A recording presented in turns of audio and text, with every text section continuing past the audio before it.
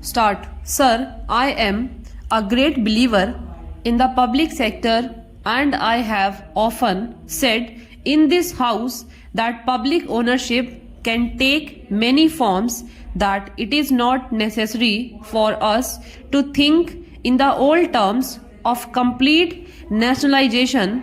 The British Labour Party has on this question done a great deal of hard thinking, and I would therefore say that it is a little disappointing to find that the returns from our public sector concerns are on the low side. Actually, I do not think that the public sector concerns should be condemned for that reason. They are new to their jobs. What about the returns that the public sector concerns give in the first few years of their existence? But we should have a high standard of efficiency in our public sector concerns, and we should make them yield good returns. If that is done, it will be possible for us also to reduce the burden of taxation on all classes of the community. I do not say that the public sector concerns should be run from a commercial point of view only. Profit is one of the things they are meant to yield.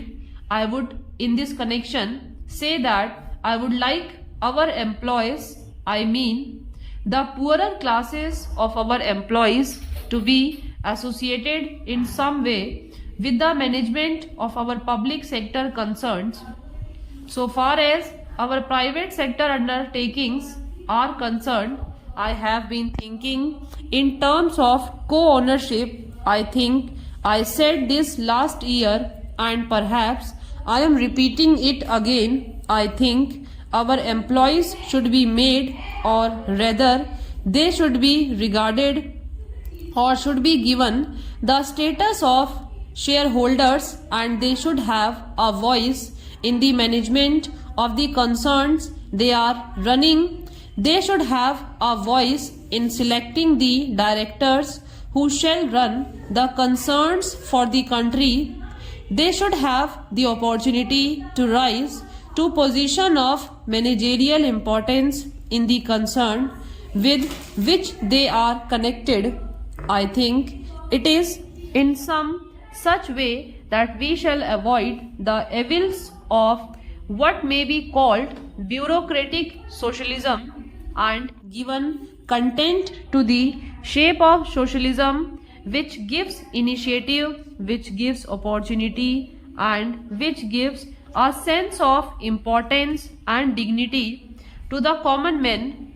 Therefore, our effort should be to eliminate gradually the distinction between the employee and the employer.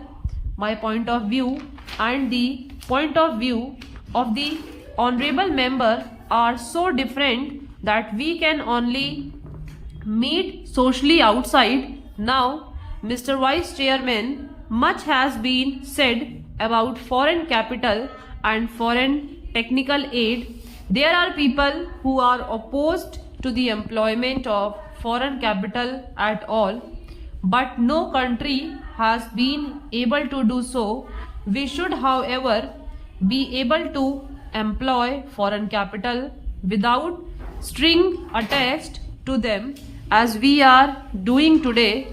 So far as foreign technical aid is concerned, we cannot dispense with it. I would like to say that there is a tendency in our country to be content with the second best or the third best. I think that is an unfortunate tendency we have in the world of technology and in the world of science. A great deal to learn from foreign countries. We have to learn a great deal from the United States of America and the Soviet Union, and also from France and other countries, and we should be humble in our approach towards this problem. We should be prepared to give to our managerial staff opportunities of acquiring technical knowledge and technical skill in these countries. I will finish in less than a minute. There is this question which has assumed great importance, namely the question of price control. I know this subject raises some difficult questions.